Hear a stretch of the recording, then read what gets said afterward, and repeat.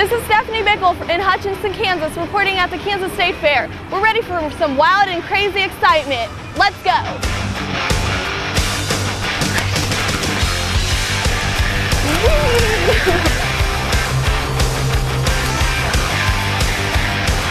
It's a wild ride, baby.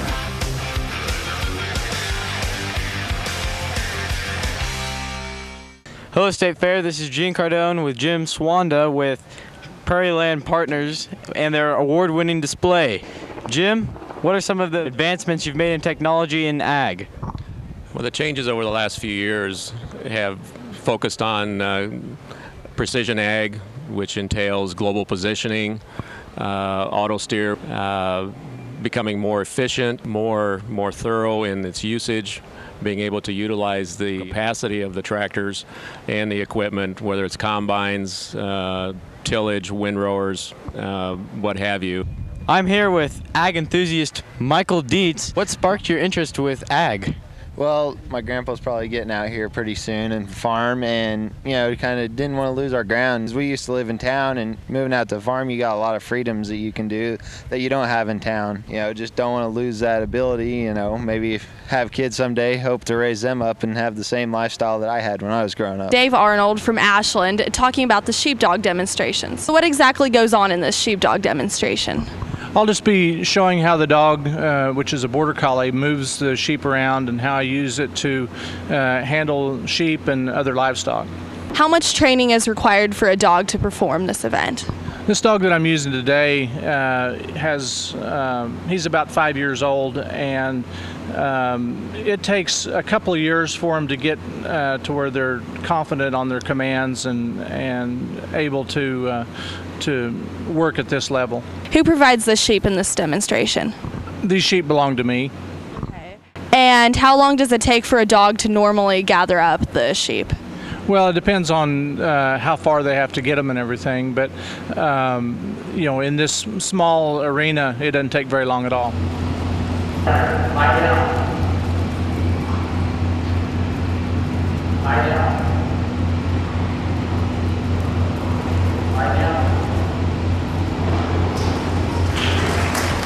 And what is required of the owners to train the dogs? Just a basic knowledge of livestock helps a lot, and knowing where they need to position themselves to get the dog to do what he does naturally in the way that you want him to do it. Well, thank you for your time, and this is Stephanie with the Roadrunner iView signing off. On September 16th, we had the opportunity to witness an amazing sight, horse acrobats, and I was lucky enough to squeeze in an interview with one of their main guys. Hey, this is Brandon Holston here with the Roadrunner iView with Carrie Silson. What gave you the idea of doing horse acrobats? Like what first started your career? I was 16, and I went to this show where a guy did a backflip from one horse to another horse, and I saw it, and I just thought, man, that's something I want to do, So I went and applied for that show.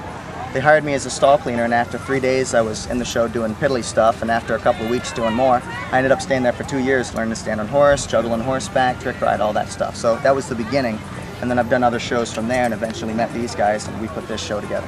How much discipline do you go through to get all these stunts down pat? Well, a lot. I mean, everything kind of helps everything. I've got maybe 14 years into juggling. I've got 10 years into standing and working around and with horses.